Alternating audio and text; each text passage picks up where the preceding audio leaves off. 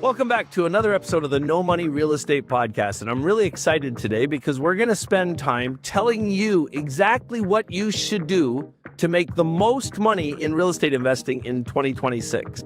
And on the show today, I have a dear friend of mine. His name is Navtaj Chandhoke, and we're going to get into these incredible strategies. We're going to be talking about foreclosures. We're going to be talking about money the government wants to get away, and we're going to get into it right after this. Hey, my name's Ken Dunn, and I'm a real estate investor. I want to welcome you to the No Money Real Estate Podcast. On this show, I'm going to interview elite level real estate investors from all over North America, and I'm going to help you to see one thing that all successful real estate investors have in common. They built their portfolios without using a dime of their own money. I've got a portfolio of $300 million in real estate. That includes resorts, apartment buildings, commercial buildings, and I built the entire portfolio without using a dime of my own money. Real estate is a business that anybody can get into, but the strategies that those tight real estate investors use to build massive portfolios have been kept secret for decades. Now, because of this show, I'm going to reveal them to you. So let's get started. Welcome back, brother. Good to see you again. Happy 2026 to you. Likewise to you. So listen, the real estate game has changed completely. You know, it's totally different now than what we've been seeing for the last couple of years. I know you've been in the studio with me before, but start off a little bit. Tell everybody about yourself, how you got into real estate, why you decided to start sharing this information with people, and then let's talk about what they can win with this year. Well, the whole thing started in 83 when interest rates were approximately 20%. I helped saving a family right here in Pickering Town Center, and fortunately ended up making a lot of money for myself. I have no idea what the real estate is all about. Absolutely, totally agree. No idea what power sale is, how the banks work, why we live in a capital society, when everything's for a mighty dollar. Yeah. You can pay the bills, you got to keep the car, you got to keep the house. But you don't, there's an alternative. They kick you out quickly. So I started teaching in 1993 across Canada. I've been teaching for about 29 different cities. I got opportunity to teach in UFT. Even RCMP have commented on my post, written about in the Globe and Mail and Toronto Star. Recently, there was an article written about me in the Toronto Star. Here is a scenario. A gentleman living here, right here in Oshawa, Ontario, came back from work and noticed his house has been sealed, taken away by the bank. Wow. Now, he walked to the Tim Horton, got a $5, and he's figuring out where I'm going to go and sleep tonight. Bank of Montreal have taken out of the house, and he called me in. Navtaj, yes, I heard your name. I'm out of the house. So don't worry. I sent a friend of mine, pay him $5, kept him. We got the house back, got his life in order, and paid him more money than what he was expecting. Make sure his credit is good. And we end up flipping the house, and making about $100,000 profit. Did I help this gentleman or did I help myself? Yeah, some people would accuse you of taking advantage of it. Of course. And the option B is, if I didn't help him, what would he get? End up in the street homeless. And the other hand, here I am, everything black and white.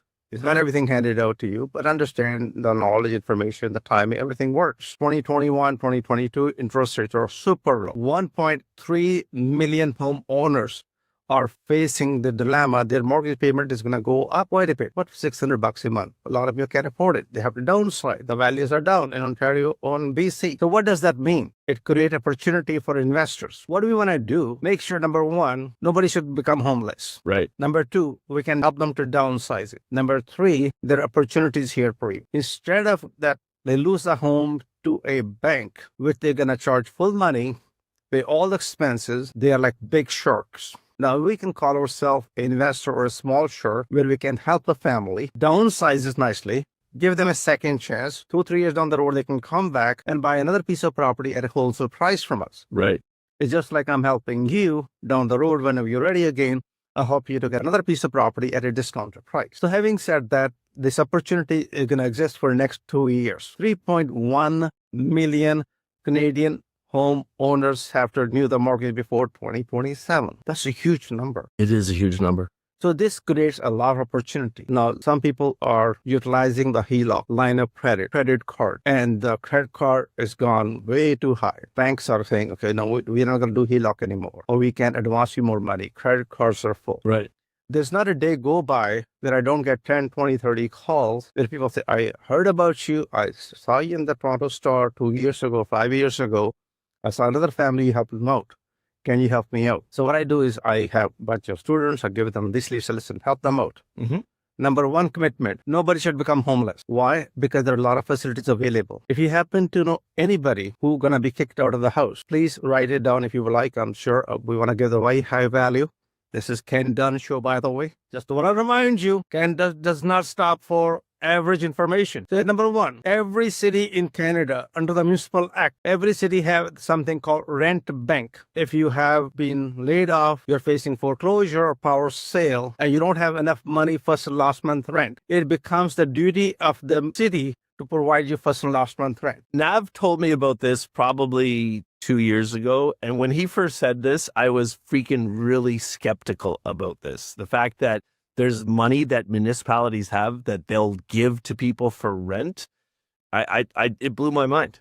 It really did. That's one part of it. And there are other parts of it where we can help them out, not only from downsizing, it gives them opportunity to come back. When we say downsize, we're talking about the expenses. The biggest expenses that most of the Canadians have is the mortgage payment. Yep. And that's horrible. On the other hand, being as an investor, you have a tenant and he lost his job. Now, what the most landlords do? Kick them out. No need for it. Go back to rent bank. Let the city help the landlord to pay you directly. And now you got a little bit more time for a tenant to either find a job or help him to downsize to a smaller apartment or something along the line. So I want to keep track of the time of the show, but I also really want you to spend some time talking about foreclosures, because the way you process foreclosures and help people to acquire these properties, renovate them and sell them or keep them, I think it's brilliant. And I think this is one of the things there's going to be more and more of because we're at the economy right now. Unfortunately, majority of the bankers, brokers, real estate lawyers, a lot of investors do not know that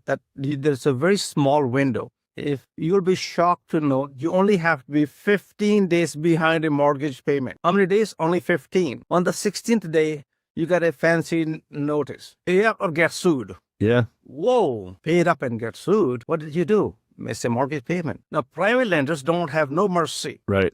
Banks might have, but again, as per Mortgage Act of Ontario, this is how it works. And after that, you have 35 to 45 days. The window start closing down very fast. And people hit the panic button. There are two things Canadians are afraid of. Number one is the taxman. Number two is any lawsuit. Yep. And third is the bank or mortgage payment. And they try to figure it out. And sometimes they try to borrow money, but everybody is running on a tight budget. So in that scenario, we are able to help those people say, listen, you have a window of opportunity.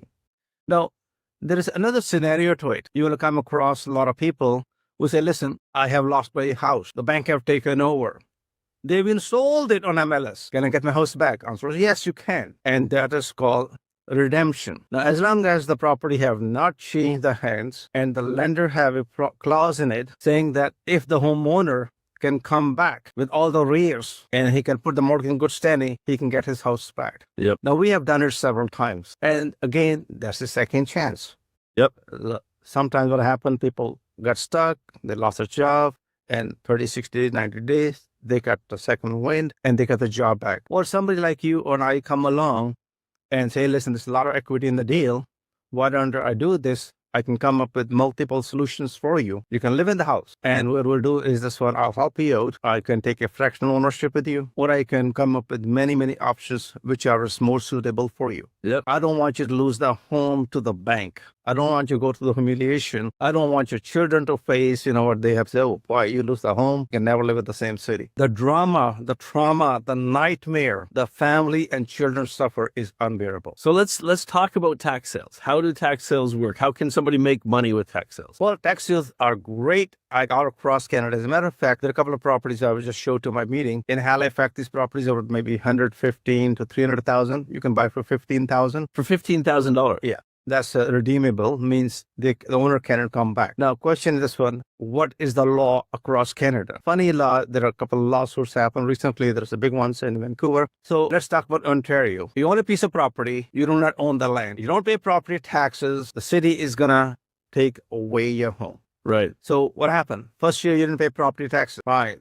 Second year, you didn't pay taxes. Third year, I'll break loose. The city have the power under the Municipal Act 2001 in the province of Ontario. The city is going to sell the property, asking the minimum bidding price is 3 years of taxes only. Just the taxes they're owed. Only, that's it. And even if there's a mortgage on the property, they don't care about that. No. if there is a mortgage, the chances are the mortgagee, the lender is going to pay back all the taxes. Right. Which 99% of the properties which come in the province of Ontario under tax sale, the properties are free and clear. Right. They may have some lien or judgment. They might have some other tons of issues. But again, most of the time, there's no mortgage. Right now in Ontario, how many do you think of these free and clear tax sales exist? There are quite a number of them. They keep coming back and forth. What happened as follows. Majority of the Canadians who do not have enough education, do not have things, they just go to one place. They go to auction. That's the last place you should go. These 10 different strategies For finding the tax sale. for finding these deals and do it before auction or even after auction. The idea is this one. You're not going to get everybody in there. There's a big crowd. Yep. Hundreds of people. Everybody's bidding on it. Why don't you go in where you can have one-on-one? So you can find the property before it's scheduled for auction, and you can negotiate a deal before it goes to auction. Under the Municipal Act 2001, the laws say the property must be advertised minimum for 4 weeks Right. in the local newspaper. Right. Okay, or on their website or many other different ways. So now you have 4 weeks window. In the meantime, you need to do your due diligence. Is this property okay? Is there any issue with it? Is it in the flood zone? Is this contaminated? Is it workable? Is it area is fully full of criminals? Right. You want to go there. So these things need to be done early. And one of the worst one where people get into trouble is called lien by the crown. Lien by the crown. Yeah. So crown means His Majesty the King, not Her Majesty the Queen. The federal, provincial, then we have Minister of Revenue from provincial and federal. Their lien will stay with it. You have to deal with it. Okay. Other than that, if there's other issues, soil contamination, flood, or whatever, now you're going to inherit everything. Right. So one general, So you still have to do your due diligence, even looking at the tax sale. much, much deeper than that. Again, anytime you want to buy a piece of property, it's easy to buy one, but you should have multiple exit strategies. Right. Things going to go wrong with you at time. Yep. Things going to go haywire. And you need to have multiple options to get out in case you need to get out. When you're talking to people about tax sales, what most often are you suggesting they do? Tell them to do tax sales to flip them and make cash, or to do tax sales to develop. What do you see most people doing? There are very handful of people who understand it. I say majority of not well-educated people get into it and end up losing money. So most of them that are doing it right are in your community. Well, there are, no, there are a bunch of them. I'm not the only one. There are a lot of people who are experienced, who have been doing it for a long time. They understand it. There is always a risk, 100%. There's no two ways about it. Right. How do you mitigate the risk, though? Well, the key is this one. If you do proper due diligence, you understand the process, you understand the law, it's much easier. It's just like now having a blinder on and trying to find the gold mine. I mean, you can't. Yeah. The more educated you have, the more information you have.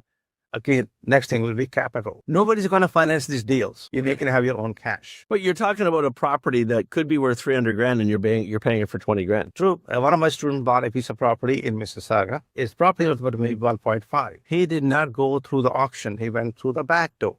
Okay. And he paid only $500,000 for it. Still $1 million profit. Wow. Now, his strategy is, okay, I can make $1 million now, but I have to pay capital gains. So what should I do not to pay half of my money to the taxman? Go live in it. Well, go live in it. Right on the dot. Again, that's Ken Dunn, ladies and gentlemen. Listen to every single word he says. That word is worth millions and millions of dollars. So did that guy actually go live in the house? No, for the time being, the current owner is living down there. Okay. He's Renting it to him. It's occupants. Okay. Yep. That's another word you don't want to utilize. Be very careful the moment you call somebody tenant or rent. Right. That is going to go into the big mess. Occupancy is totally different ballgame. Oh, it doesn't fall under the landlord-tenant board. Exactly. Ah, interesting. Once again, listen to what Ken questioned it. Yeah, that makes a lot of sense. For valuable question. But I don't think I've ever really paid attention to tax sales and the potential of them. So he left the current owner in there in an occupancy situation. Yes. And what's the eventual plan for the exit? To sell it later? No, he did not pay all the money to her yet. Ah, okay. First of all, you want to get in the deal and only pay the arrears on. So she's not going to get any money until she gets out of the house. Oh, got it. Be in the broom clean condition. So, fantastic. So they got $500,000 on her. You need the money. Yeah. That makes a lot of sense. All right, so let's talk about affordable housing. I know this is something you've been spending a lot of time kind of digging into lately. There's lots of money out there for this now. Unfortunately, till 2035, Canada is under huge pressure to build rentals. Now, everybody's want to building rentals, But again, the question is, it's too expensive. 2-bedroom for $3,000, average family can't afford it. Right. So Mark Hardy decided, okay, you know what I'm going to do? I'm going to hand out a lot of money to builders, developers like you to create affordable housing. And now, recently, to the best of my knowledge, $13 billion was announced to give it to those people, that non-profitable or otherwise, if you can create affordable rental. So the CMHC have a guideline. For example, in Toronto, the 1-bedroom should not go for more than $1,348. Right.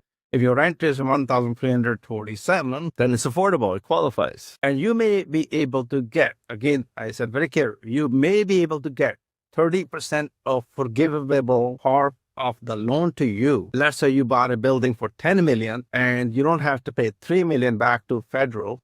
You got all $10 million from them. Interesting. Second thing, the mortgage will be for 10 years at the reduced rate. Okay, it'll be bond, whatever the bond rate is, plus a little bit. Yeah. Not something with the typical residential mortgages. It'll be a lot more affordable. Now, your commitment may be for 5 or 10 years. If you keep the building for 5 years, they're going to manage the whole thing for you. So you got a 40-unit building you decided to build right here in Whitby. And again, everything's subject to availability. But there's a government program right now that if the building qualifies, they'll forgive 30% of the loan. Well, again, be careful, because what happened as follows. The $13 billion is given to 10 different provinces and 3 territories. Right. And then they give in to different, let's say, regions or municipalities, and see how quickly it get taken away by other builders or developers. Yeah. So all $13 billion isn't coming to Ontario. Is it pro rata, depending on population? I'm not exactly sure. Oh, okay. Okay. I'll be happy to share information. You can get information from Ken Dunn, and he have the contact information for it. Yeah, we're going to put a link in the show's notes. I trust Navtaj completely. So we'll put that link in the notes for them. It is a link of the government of Canada, by the way. It's direct link. Whatever we do, we want to provide 100% fully transparent information. Yeah, exactly. All right, here's the $1 million question that we want to finish up with today. If you could talk to a brand new person who wanted to get into real estate investing, they didn't have a lot of capital, but they have a lot of heart, they have a lot of tenacity, they're willing to take your advice, what is the first deal that you would have them do? First and foremost, get educated. There are a couple of things you need to understand. 52% of your money is to be taken away from you by the taxman, whether you're working or not. And the second thing, as an investor, that's a different ballgame. Your tax rate is much lower. You can write all the expenses. Now, get educated, whether it's a taxation, what you want to do with real estate. You want to come in as a wholesaler. You want to flip some deals before closing. Do you want to do some assignment? Do you want to do some fractional ownership? But again, one must learn, because there are 2 ways of learning. By making mistakes, that costs too much money. Otherwise, go to somebody like Ken Dunn, attend his trainings, attend one of my trainings alike. But I don't offer training that often. But again, that training and education you invest, that's for life. If you have somebody I have to pay 10, 20, 30, 40,000, that's nothing compared to spending 20 years in school and unable to find a job. Right. Real estate is something which is going to be there no matter what. There's going to be demand and supply. But the market is good, you make money. Market is bad, you make more money. It's just as that simple. Real estate is very lucrative business, provided you understand it. You have a good team. You have somebody like Ken to coach you. You are in good hands. Appreciate you coming in today, man. Hey, listen, if you have thought about getting into real estate investing, if you know friends, you know people that do it, and you're wondering how to get started, follow the guy's link in the notes. Talk to Nav. He'll take care of you. We'll see you on the next episode of the No Money Real Estate Podcast.